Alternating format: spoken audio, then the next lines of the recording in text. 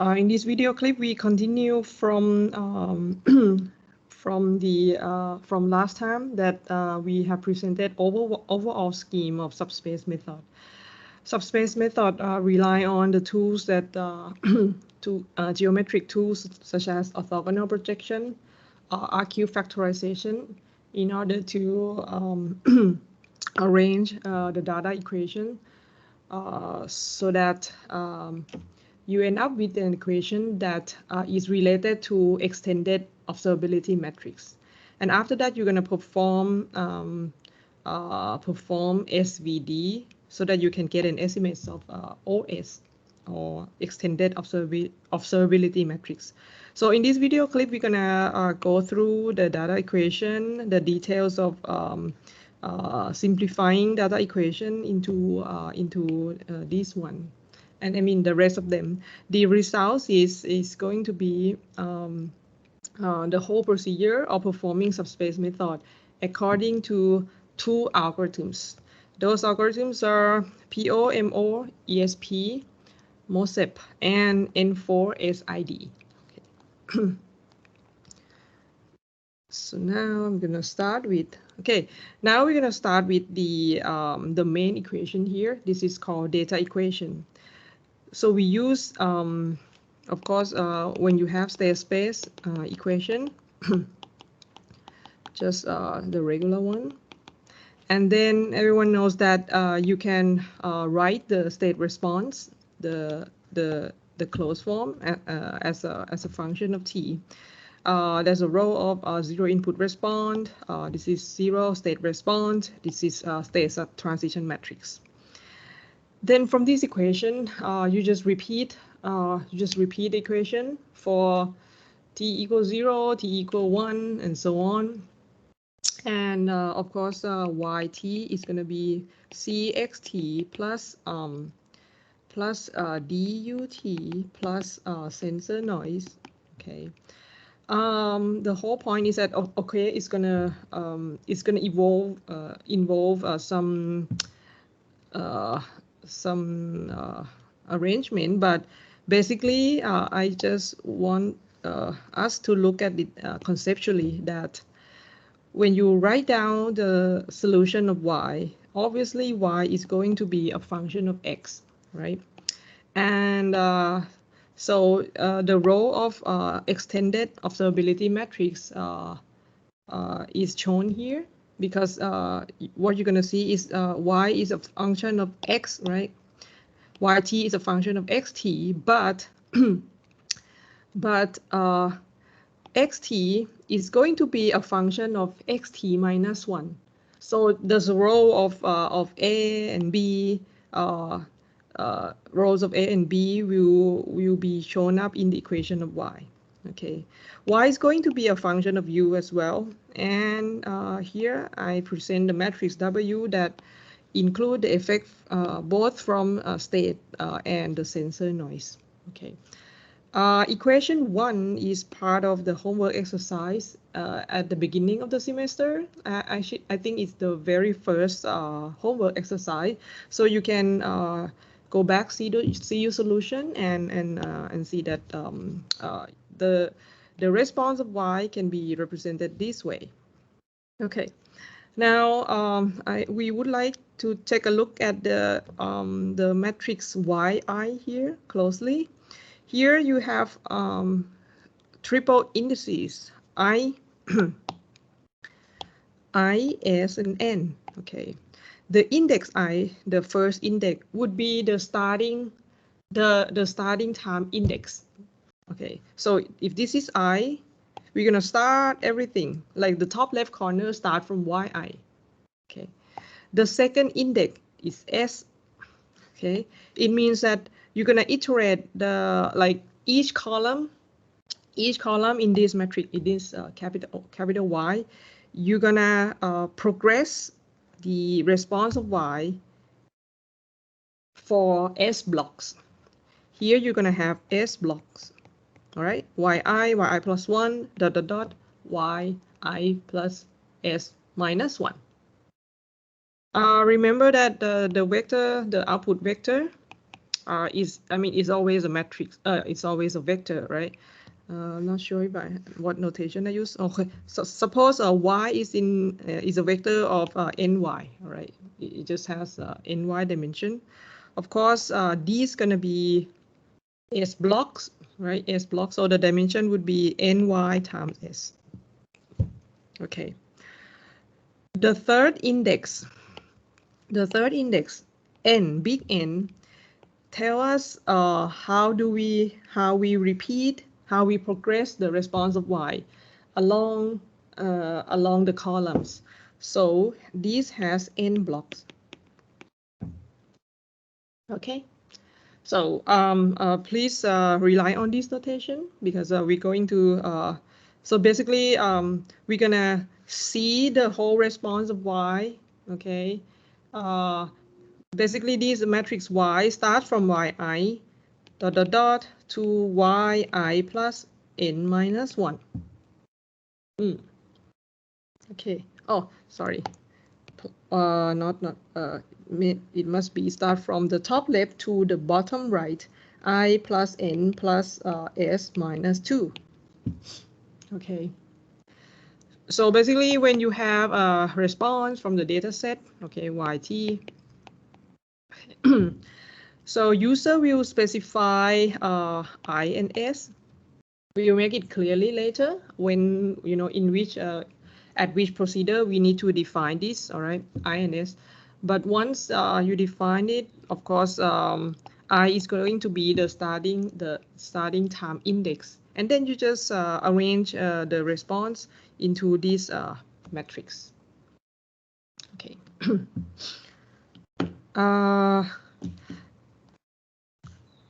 When we denote, so we have this notation on Y, and when we have a U, okay, I, S, N, we define it in the same way, okay. And for when you verify the equation 1, the data equation, so please verify that the extended matrix and extended observability matrix at the tau S, which is the metric transformation that maps U to Y, okay, it contains the system parameter, system matrices A, B, C, D. Okay, and you, as you see each term here, this is actually the matrix that involve the impulse response of the discrete time system. So we're gonna rely on this main data equation. As I said again, Y is a function of X, the state, right? Where the mapping here is extended observability metric, and also is a function of input, okay, from the past, and a function of sensor and the process noise. This main equation, we will manipulate this equation so that we can write down the relationship of Y, and so that we can arrange. Sorry, what we're going to do is arrange this one, manipulate this one, so that it is in the form of some matrix T equals extended observability metric S with times with some matrix T, and we're going to estimate OS first. In order to do that, we see that in the data equation, there's a lot of unknown terms on the right-hand side. Of course, the state response, we don't know it because it is not observable. I mean, it's not measurable, the states. We don't know the noise, okay? We don't know the noise. And for the third term, the input, these are known. These sequences are known, but we're going to basically subtract it from the equation. Okay, what we're going to do is we're going to remove the effect of input from the data equation 1. Now, from the concept of orthogonal projection that we have seen the role of pi perp, okay, so this is orthogonal projection that maps the matrix to the orthogonal complement of the row space of U. And as I mentioned earlier, this orthogonal projection matrix is always associated with some matrix. Here is the matrix U. But in my slide, I want to keep the notation clean. So there's going to be a lot of matrix U. We're going to have the matrix U as UISN. But as I mentioned before, these matrix depends on the triple indices, right? I, S, and N. If you specify some values of I, that's another matrix. For example, right? These are all different matrices, right? So it means that it would be clearer if the orthogonal projection matrix here has to be equipped with the choice of U here.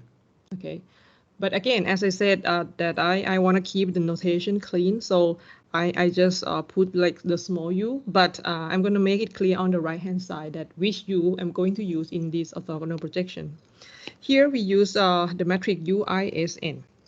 Okay, which means if you multiply this guy, if you multiply pi_perp to the on the right hand side of the data equation, the data equation is the one I put the yellow highlight. Okay, so if I multiply it on the right hand side as a property of orthogonal projection, these terms go to 0.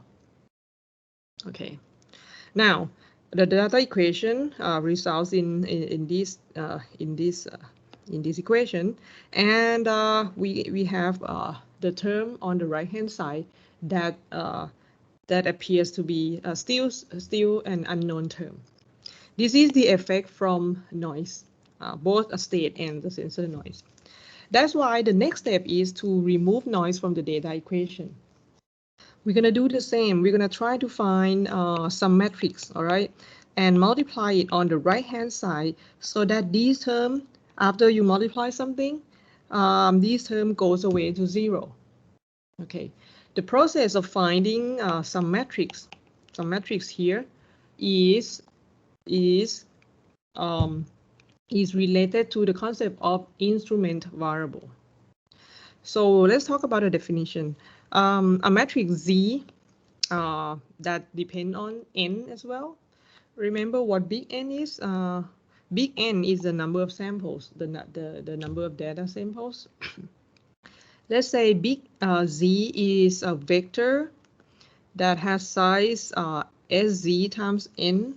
So basically, Z is going to be, it's going to contain a vector of size Z, but it's going to involve S blocks. Okay, involve some vector of size Z, but using S blocks. So the instrument has size SZ times N. Okay, now the choice of S. Okay, you will see that the choice of S will be much smaller than big N, but this S is going to be bigger than the dimension of your state. Okay, the small n is the dimension of X. Okay, so the choice of Zn is said to be instrument variable if it satisfies the following two properties. The first property is actually what we're looking for. When you multiply Zn transpose on the right hand side, okay, and you allow to use like sufficiently large number of samples, n goes to infinity, these terms go to 0, and that is what we left in this equation. Okay. Secondly, that's a concept, right? So basically, your noise should be somehow, like you can interpret this way. Somehow, the instrument ZT should be uncorrelated with the pink term. The pink term is what? Is the projection of noise on the orthogonal projection of the noise terms on the orthogonal complement of the row space of U. Okay, so these terms represent the instrument uncorrelated with the pink term.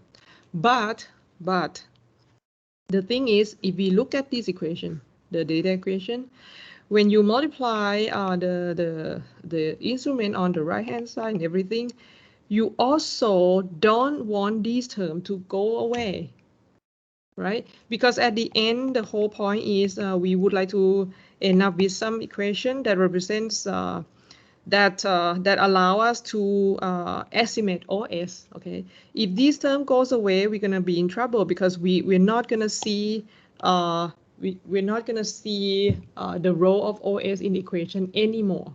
So we want this term to not to be vanished. Okay, and also to preserve the rank. So that's why the instrument must satisfy the second property. That is, the rank of this guy should be n. N, the small n is again the dimension of the state variable.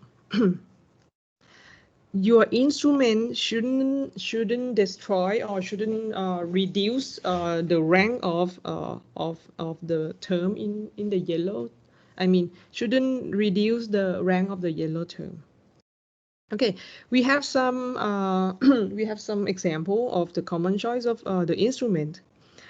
The instrument can be the past information of input and output. Remember the notation I mentioned earlier? UISN. Okay. Remember that this index I is the starting time index. So U0SN, it means with this choice of I, it means that go back here. So it means that you're going to use Y0 all the way, right? And the last one would be N plus S minus 2. Okay, basically you use I use the term the past information because it starts with the 0. I starts from 0. In contrast, on the contrary to the choice of USSN, okay, I will refer this one as the future input because the starting time index starts from S and all the way down. Okay, so with this choice, we can show that these choice of pass input and pass output can be an instrument, which means we can show that these satisfy the two properties. Okay, and in the data equation, what we left last time is the equation in the yellow box, but now we're going to set I equals S in this equation. So when we set I equals S, okay, remember, maybe let me, now we're gonna maybe look at each column of Y. Okay, so Y0 SN. Now I'm gonna look at just the first column. It's gonna be Y0, Y1, Y S minus 1, right? What about YSSN? Ping, can you specify the first column?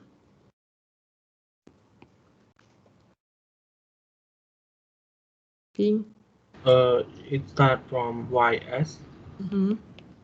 YS plus 1. Until YS. It is S term.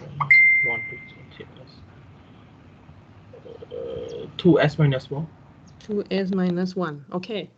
Now, I would like you to see that when the index start from 0, as I mentioned earlier, that I'm going to refer this one as the pass output because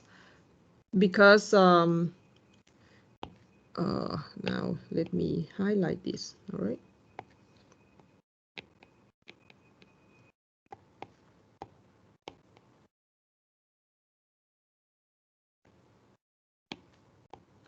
So if you look at the profile of the time series YT, and let's say at t equal s is kind of the transition point. So basically you use the profile of YT, sorry, oh, it should be the other way around.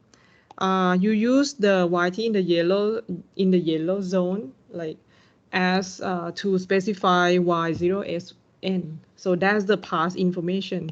And then you're going to use the information of YT after that, after t equal s. So basically, the index I specifying the index time of where do you want to split the data set. Okay, so the time index starting from I is the past, and the time index beyond the I is going to be the future. Okay, and it goes the same way with U0SN, USSN as well. Okay, and then come back. Okay.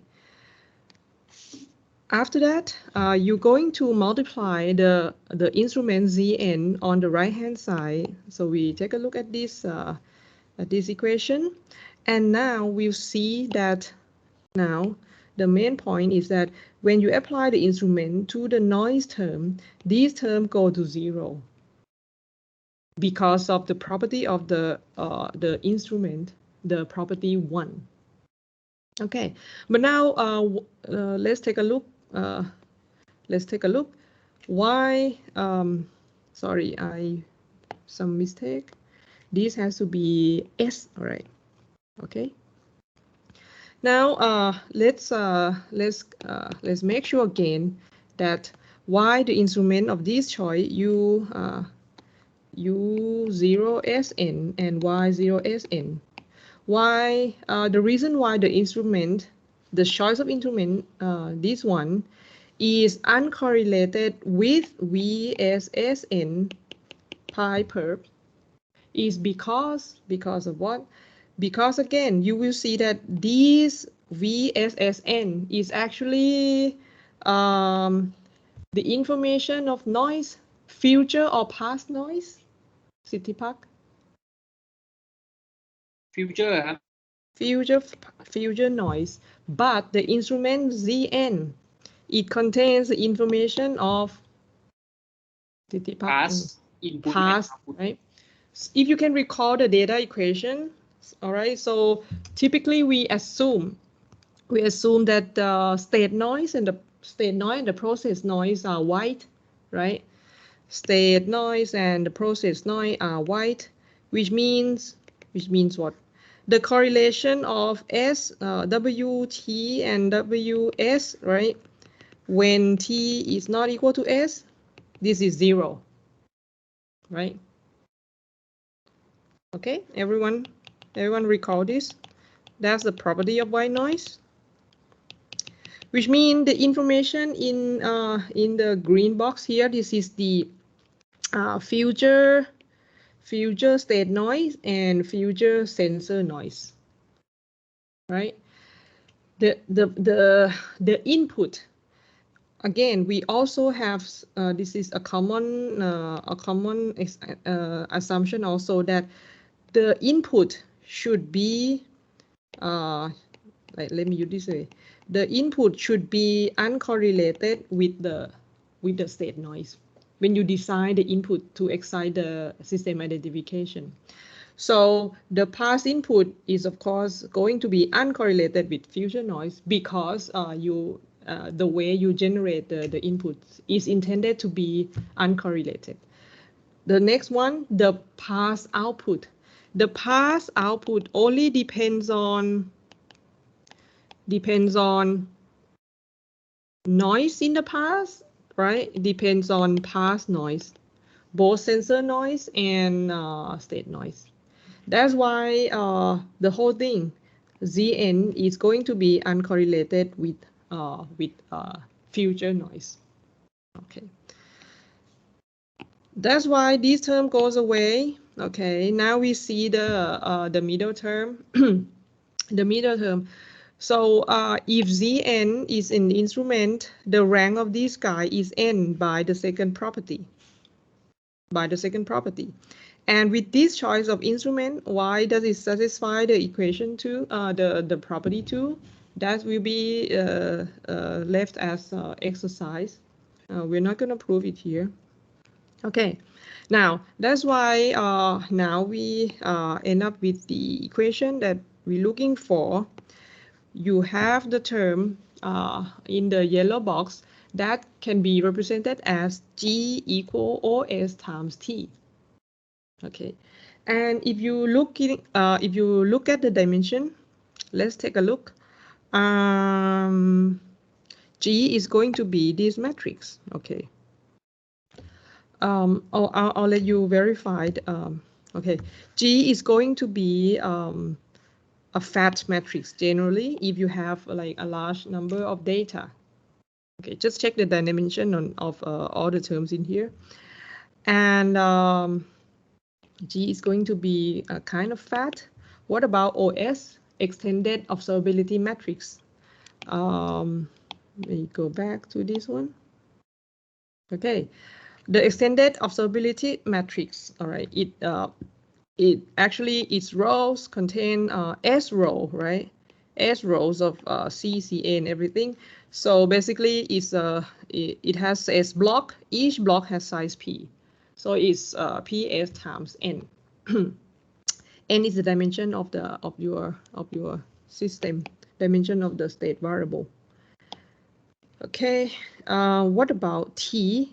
T is the term on the right-hand side. So T basically has the same column as Zn transpose. Okay. Oh, I ran out of space. Now, it's going to be, okay. Thing like this. Okay, G, O, S, and T. Okay. The matrix G basically contain input and output data if you look at the expression here, which means the matrix G is can be computed from the data set. Right? You have Y, you have U, which means you can compute the instrument, you can compute the projection here. But the matrix OS is now currently is an unknown to be estimated. What about the matrix T? The matrix T is also unknown because it contains the state, right? Okay. So we leave it as it is now, but again, the next step is to look at this equation and and see that suppose when you have a matrix T as a multiplication of two matrices, the only thing you can conclude is that the range of G is a subset of the range of OS, right? Because when you express G as OST, of course, what if you can if you split partition T into like different columns, right? Now you can see that this is what it depends on the columns in hold on. Yes, okay. So basically OS times T, right? This is the mapping. Is it clear that the output I should put it this way, right? So if you write G as K columns, so each column of GK is a multiplication OS times TK, right? So the range of G, which is a linear combination of columns in G, will always be a subset of the range of OS. It's only a subset. Now, okay, now like I would like to go back to the main process, to the overall scheme. Right now we are in this step, right? We have arrived this equation, and the next point is to estimate the OS matrix. Which one? Okay, 38. Ah. Okay, we repeat the equations again. Okay, now we have some mathematical facts that if you have right now, we only know that the range of G is a subset of the range of OS. Okay, and of course the range. What do we know about the concept of the rank and the range?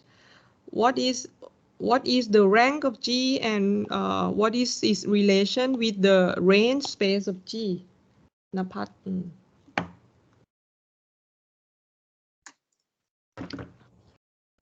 The rank of G equals to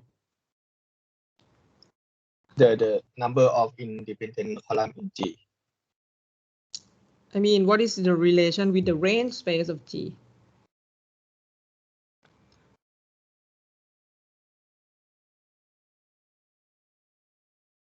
That is the definition of the rank.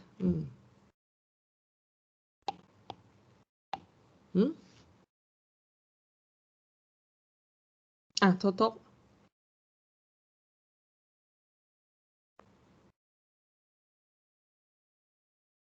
Top is not here.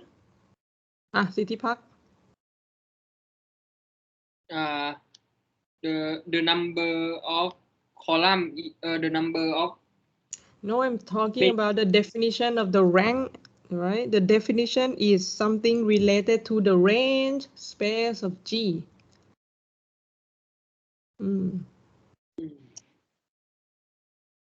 Rank is the number of column that independent.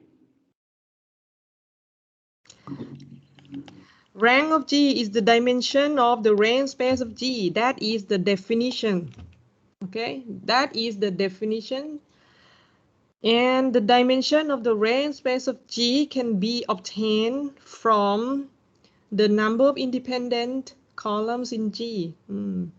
What you have said is a way to characterize the dimension, but this is the definition. Okay. So the range space of G typically, all right, generally, if you have G equal OST, it is a subspace, all right. But if if the rank of G and the rank of O, if they both have equal ranks, okay, and because OS is a metric that has rows of PS, right, and and the number of column is going to be n, okay. And if the rank is n, we can, if they have equal rank, all right, which means that the range space of G and the range space of OS are the same space. Therefore, we can perform the SVD on G. Okay. Now, when G is a fat matrix. Okay. When G is a fat matrix, if you perform the SVD, you will get something like you get a portion of 0 here, and this is the singular matrix. The matrix sigma contains the singular value. All right, and this is oh, I forgot U. Sorry. So it's going to be U, the matrix U. This is SVD, all right? SVD, everyone know that any matrix can be factorized using SVD, all right? Rectangle, square, tall and fat, all right? But when G is fat, when you compute the SVD, it's going to be something like this. Okay, and this is your V transpose. So when you perform the SVD on G, you can just take the portion, because this term is 0. You can just multiply UN with sigma n and the portion, and the portion of, the top row block, we call it Vn transpose. All right. That is a matrix G. Now this guy will have will be equal to OS times T, and that's why it allows us to rearrange this equation again. UN, basically you multiply this on the left-hand side, right, using the orthogonal property of SVD factor as well. In SVD, U and V are orthogonal matrix, okay? And of course, and you multiply everything, arrange these, and then the important steps is to recognize that the matrix that you put in here in the yellow term, you can just call it T tilde D. Okay, you can call it T tilde D. Do we know this term? Is this term can be compute total? This term can be compute. Total, are you here? Yes, Ajahn.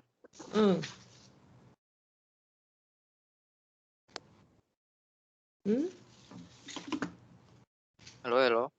Yes.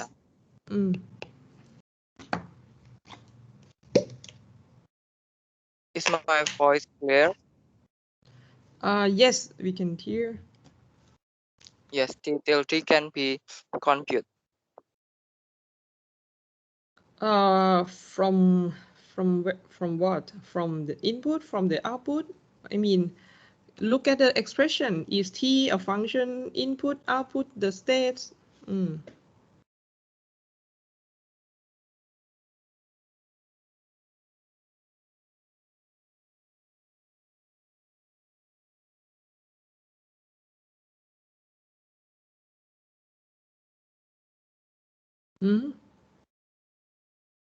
Because I think T is function of input and the output. Where? In what equation suggests that? What is the matrix T in this slide?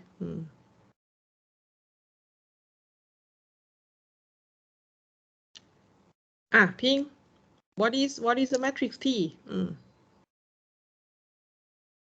Matrix T. Matrix T, we got it when we remove input. So it should be not depend on input. What is the matrix T in this slide? It's contain the state variable, I think, so it can be calculated. Can you say the expression of T? T is limit n goes to infinity 1/n xs of n time the orthogonal the p perp of xs times instrument variable. Okay, it's exactly right here. All right, the matrix T. Okay, T contains the state sequences, and of course it is unknown. You don't know the values of T. All right. Right now, you have the equation G equal OST. From here, you cannot say the reason why we have to do the SVD thing, because G is typically a rectangle matrix, and it's usually fat. All right. So your OS is going to be something like this. Okay, and this is your matrix T. All right. So it's basically a rectangle system. It's not like, oh, you compute OS is it is not correct to say like, oh, I find the inverse of t and everything, all right? Because t is rectangle. We compute, instead we compute the SVD on G. And as I mentioned, that when you compute the SVD on G, the factor U is going to be a square matrix, all right? And the singular value matrix, when G is fat, it's gonna have two blocks, zero blocks and non-zero blocks, all right? It means that the SVD form can be reduced into UN, sigma n, Vn. Vn is a portion on the top row that, because these portion will be multiplied, will be multiplied with sigma n, right? I mean, the bottom part will be multiplied with 0 and then it disappear. Okay. Now UN is a square is a square matrix, and the little n here is supposed to be the dimension of your state variable, the dimension of the system, the state space equation. So that's why when we perform SVD in this way, and we basically arrange the equation in this way, we put everything here as t tilde as an unknown. It has a meaning. It has a meaning that I would like you to maybe go back to this this data equation. Okay. Okay. This is some review in the state variable in the state space. I want you to review that if you transform the system into another coordinate with the matrix T, okay, maybe Tx, maybe T or Tx doesn't matter. Okay, now you can write the the state equation again, all right, using the coordinate z. Okay, and I would like you to review and fill the blanks, fill the block. Okay, and then see the relation between A, B, C, D, the relation with the yellow blocks. Okay, for example, City Park, what is the dynamic matrix of the state space in the Z coordinate? คูณ t เข้าไปทางฝั่งซ้าย t yeah. ZT plus 1 is going to be TXT plus 1, right? But TX plus 1 is going to be A t of x t right? Things like t this. of d But this term becomes zt. Become no axt. Now write x in terms of z. t in c t inverse t inverse c. T inverse z. All right. So these terms now it becomes the new dynamic matrix is TA T inverse. All right. And I mean you can just verify. This is something we learned in linear system class before. Can you recall that? The change of coordinate. Okay.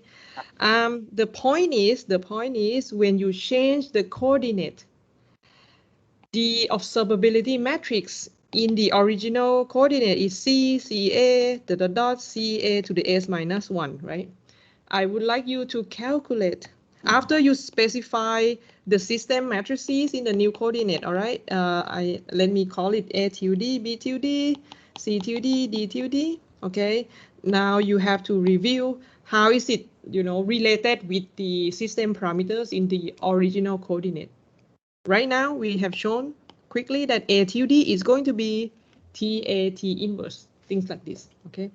Now, please verify that what about O tilde, the observability matrix in the new coordinate? I mean, of course, it's going to be C tilde, A tilde, dot, dot, dot, C tilde, A tilde, S minus 1. But what I'm presenting is that there's a relationship between O tilde and O, which is going to be a matrix that post multiply on the right hand side, and that matrix is a matrix that involve I think is either T or T inverse. It depends on how you define the change of coordinate. All right, the transformation matrix, the similarity transform matrix will appear in this relationship. Okay, this is one of your homework exercise. All right, everyone got lost? Okay, now we jump to this to say just to rely on that results and to recognize this. All right. Now I would like you to focus only on UN and OST tilde. I want you to recognize this that, okay, once you perform the SVD, the left-hand side, is it computed? Is it computable? Yes, all right, because you just perform SVD on G, but G is known, right? G contains information of input and output. Output, right? Input, instrument, everything can be computed. UN is known, but on the right-hand side, basically its expression can be regarded as another extended observability matrix in some coordinate. That it doesn't have to be in the original coordinate anymore, right? That's why we're going to use this, all right? We're going to match this with UN and say that, oh, your UN is going to be an estimate of extended observability matrix in some coordinate. Now it comes to the next part is we need to estimate A and C, because as you see the expression of OS, it contains C, CA, CAS minus 1. Okay, but before we explain the method, the procedures of estimating A and C, I would like to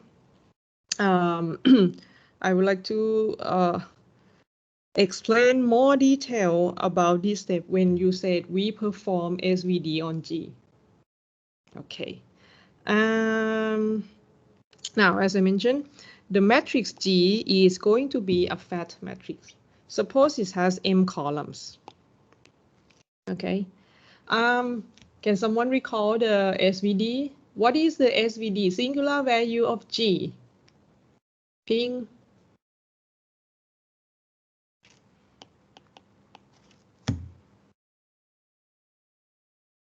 Napat.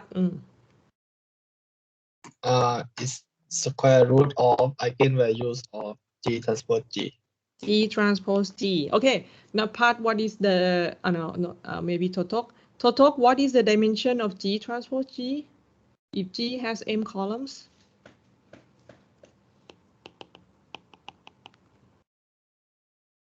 G have The size of G M transpose times G? M. Say that again. M times M. M times M. Okay. Yeah. So can you think about, like, okay, all the singular values are going to be eigenvalues of G transpose G, and think about when you need to find eigenvalues, right? When you compute eigenvalues of A, okay, an eigenvector, it depends on the size of A, right? A is a square. suppose A is n by n, solving for eigenvalues and eigenvector of A will involve solving linear system, right? Linear system of AX equal lambda x. Like, think about how you find the eigenvector. This is a system of n by n. Okay, so when you compute singular values that involve eigenvalues of G transpose G, which means you need to solve, like, it involves the computation involves solving linear system of size m by m. Whenever m is huge, and that will be the case, okay, because G is fat, m is going to be big, okay, that is not cheap. I mean, computationally cheap to perform SVD directly on G. Okay, we leave this as the first issue. Next, if you look back the expression of pi perp, the orthogonal projection of U. Okay. The expression, where is it? Okay. Okay. If the matrix U has n columns, if the matrix U is n columns, if you take a look at the expression here, the yellow term, you will see that if you involve it involve the the operations with the n by n, okay, and typically this n will refer to the number of data samples. So we go back, which means is the big N is large or small, Sitipak? Large,ครับ. Is large, right? Like, think about how you, I mean, that is the number of data samples, typically large. So finding the inverse, finding the the operation that involve hyperperf is going to be computationally expensive. Okay. And that's why we suggest that the step here, the step that we mentioned, we perform SVD on G in order to get the estimate of OS. Now we don't perform SVD on G directly. We are going to use the LQ factorization instead. Okay. Now let's take a look at this RQ factorization. If G can be factored as RQ, okay, this is known from RQ factor. If the rank of G is n, okay, remember RQ,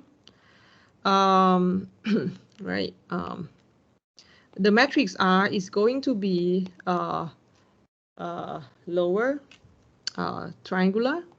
This is R, this is Q. Q is going to have orthonormal rows. All right, you have different row blocks.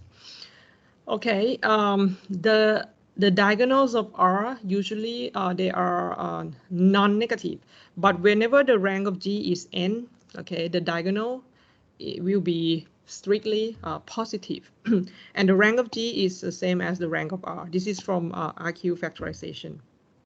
Okay. With the expression of G, which is pi y pi perp Zn transpose, okay, then you can perform RQ factorization on G by stacking U and Z and Y in this way, okay, and then this again I will ask you to verify this expression. The expression of G, okay, is this, right? It's in the red block, can be shown that it depends on the RQ factor in this way. Okay. And the matrix R, the factor R32 is a square. R2, I mean, both of them are square. Okay. All right, this is important. And which means the next step is we're going to apply the results from this book, Okay, they say this is important. If U contain rich information in terms of persistently exciting of a certain order, the rank, this is a matrix G actually, the rank of the matrix G is actually the same as the rank of this guy. I mean, you can tell the rank of G by looking at the matrix 3R2 only. Okay, which means and because the matrix R22 is going to be invertible, so which means when you write G equal OST, right, and your G is actually R32, R22, what? Transpose, right, equal OST. Then again, you can just move OST, right, and move this guy pre-multiply to the right-hand side, 2, because R22 is invertible. Okay, and again, you just look at this as OS times something on the right-hand side, and then you treat it as another extended matrix in another coordinate. Okay, now, right now, or you can just leave it like this, OS times something on the right-hand side. But now this is a crucial step, because now you don't need to perform SVD on G directly, but perform SVD on the factor R32. Okay, and note that now this is a step. When you do the estimation, actually you don't know the system order. You don't know what N is. You may have some guideline from the physical system. For example, a motor is the second order. You know, you have derived physical dynamical equations, and it is order 6. All right, so you can keep the number 6 as a guideline. But with the data-driven approach, you have input and output, right? So maybe you want the system order to be revealed from the results of the data, and this is a step you will see this because when you perform SVD on a 3-2 factor, in theory, if the system has order n, right, and if the rank G happens to be n, all right, and equals to the rank of OS, right, and that is your system order. But everything when it like when you have all the data sets and everything, the rank of the matrix, that you know that the rank of the matrix can be read from the number of non-zero SVD, right? Rank of a matrix is what? Is the number of non-zero SVD, right? This is a fact in SVD, which means when you actually compute things on the data set, you may see this matrix. You may see like, oh, this is 2.1, 3. Let me just arrange it from large one to the small one. You may see like 3.5, 2.1, right? And maybe you see some tails. It's not actually exactly 0.01, okay? And 0.001. Then, of course, because in the computer, I mean, the result will not be exactly 0 in the computation, but you can just notice that small numbers that might suggest that this is these should be insignificant singular values.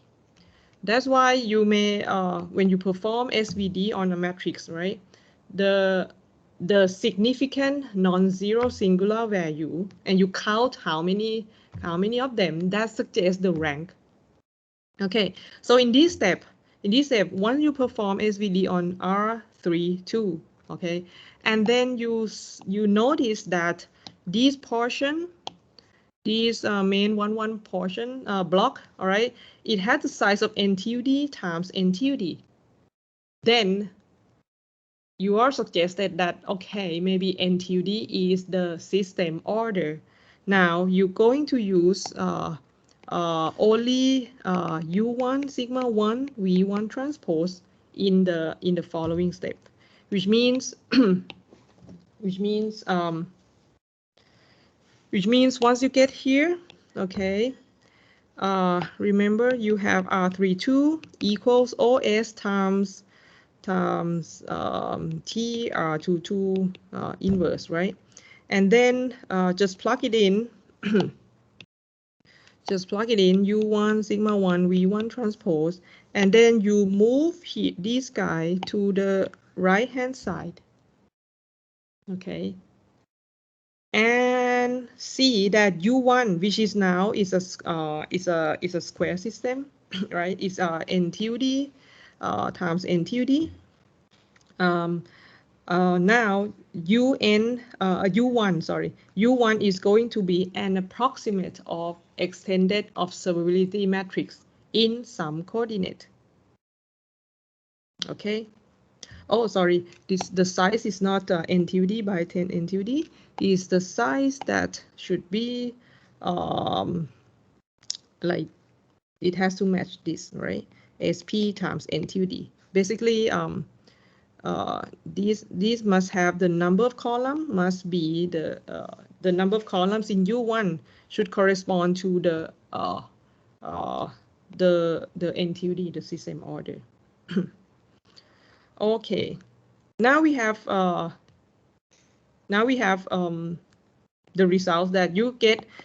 Actually you get the matrix, like with the estimate with all the numerical values inside. The next step is to estimate A and C, because we know the expression that is going to be C, CA, CA to the S minus 1. Now we use the fact that, okay, you can write now both of them. This is the expression of OS, but you can look it in two different ways.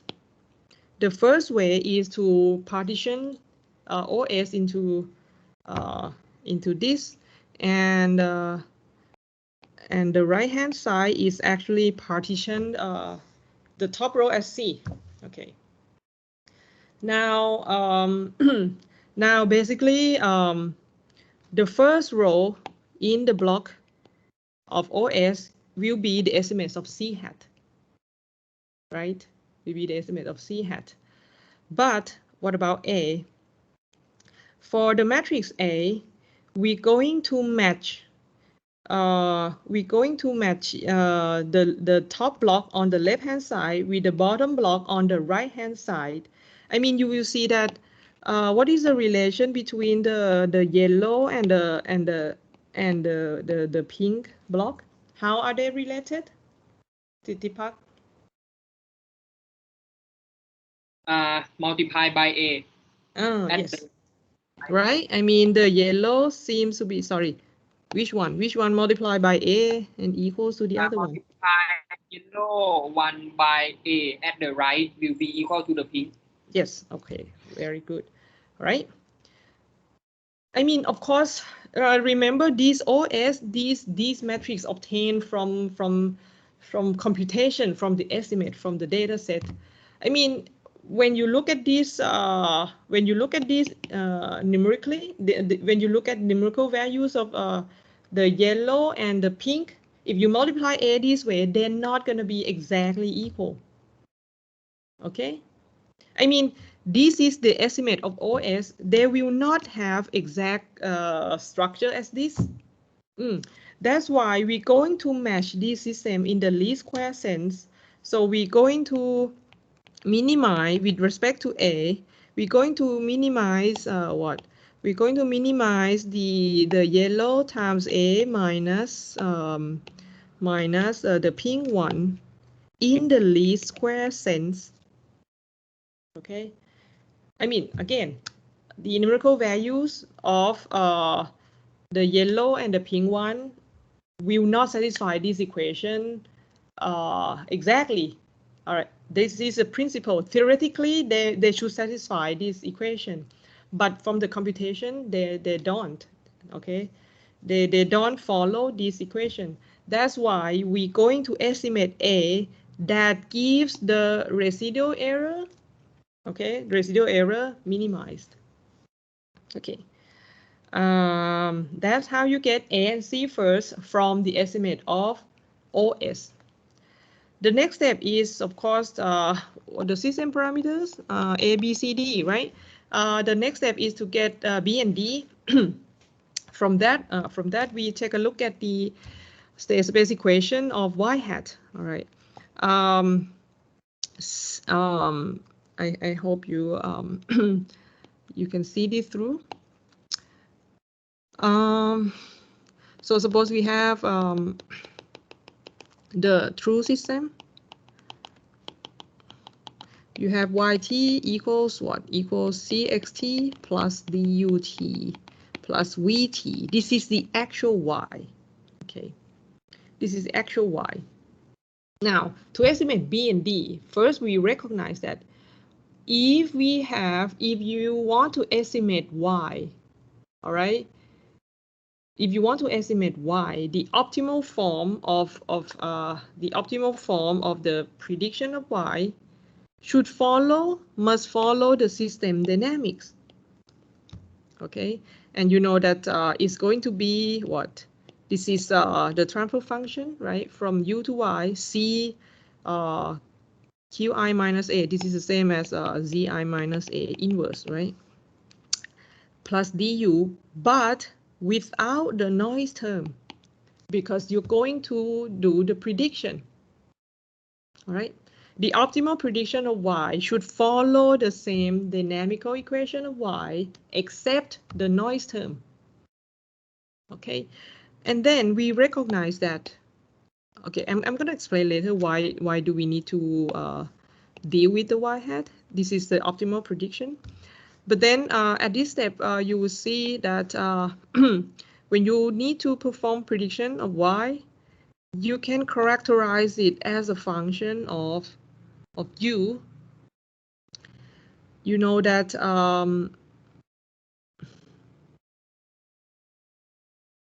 hold on. I think I missed one term. I think I missed one term here. So this is the response, right, from the initial condition, and this is the response from the input, right? Is this one? Okay, and then from the previous step, once you have estimate A and C, okay, which means which term is known? This term is known, right? This term is known. This term is known. Only B and D will be unknown, right? But when you see this expression, you recognize that, oh, it's still linear. It's still linear in the unknown. All right? If all of them are unknown, A, B, C, D, if all of them are unknown, you will see that y hat, right? Y hat cannot be parameterized linearly in A, B, C, D. Okay, and why would it matter? Because we're going to say that, oh, whenever you can parameterize the prediction in terms of parameter linearly, you can use least square, right? But if all of A, B, C, D are unknown, from this expression, nonlinear, right? Nonlinear, you have A times B, right? Which means if A, B, C, D, all of them are unknown, you cannot cast the problem of predicting Y as a least square problem to estimate A, B, C, D. But that's not the case here. That's not the case here because at the moment, A and C are known from the previous step. Which means now only if you notice that, okay, at this point it's linear in B and D, now we can use the least square. All right, we can use the least square to estimate B and D, but again, before doing that, you need to arrange the equation a little bit, because because the unknown, your unknown, is actually the matrix B in the middle of, you know, the matrix A and the response UT. So basically you need to kind of vectorize it. All right. Okay, what is vectorization, Napat? Napat, what is vectorization? Converting matrix to a vector. To a matrix. For example, vec of V is going to be a vector of B11. Just say it. Okay, what is it? B11, B12 until B. No, from this one, just say the number. Okay. Okay. 1, 1, 1, 2, 0, T0. 1, 2, 3, 1, 0, 0. Okay. The order doesn't matter. It just you need to have a system of vectorizing, but you can go like each column, one column by one column. All right. I mean, all the matrices can be converted. I mean, if you have estimation problem of matrices, you can always convert it into estimation problems in terms of vectors by using vectorization step. Okay. And that's involve arranging the equation again. I'm not going to go through the details. That introduce the concept of Kronecker product and everything. But basically, once you recognize that it's linear in B and D, it's linear in vector of B, linear in vector of D, and that's you put that vector of B and vector of D in a parameter theta, and then you recognize that, okay, your prediction YT is a linear in theta. The last step is, of course, conceptually, you're going to perform least square, right? You minimize y hat minus y, residual norm square, with respect to theta, and then and here at this step you get b hat and d hat. Okay, all of the procedures we mentioned so far actually refer to past outputs multivariable output error state space. Okay, this is not correct. It has to be MOESP. All right.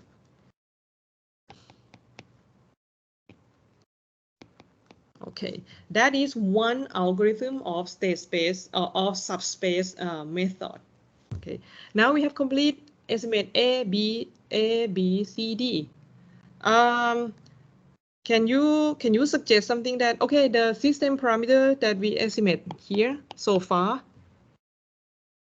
is it in the same coordinate as state variable and output we collect from the data set? Sitipak? Yes. Yes. Oh, apparently no, it's not. All right.